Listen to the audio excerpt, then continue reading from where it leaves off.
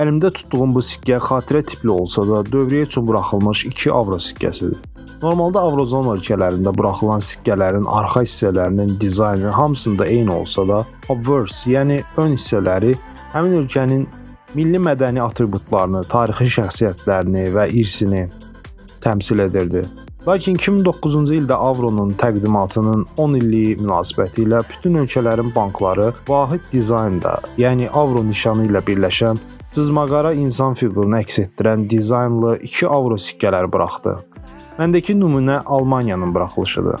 Sikkə özü bimetaldır, yəni daxili halqa nikel latun, kənar gümüşü rəngdə olan halqa isə nikel nis tərkiblidir.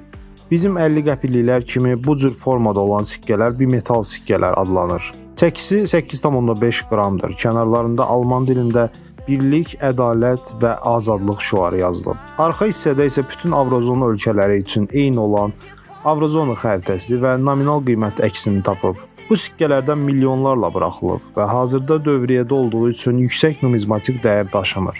Nadir hesab olunmur və elə 4 manat dəyərindədir. Lakin mükəmməl dövriyyədə olmamış nümunələr bir qədər baha da satıla bilər. Məsələn, Sloveniya buraxılışı olan bu gözəl nümunə aprelin 17-sində eBay hərracında $13 satılıb. Videonu bəyənməyi unutmayın.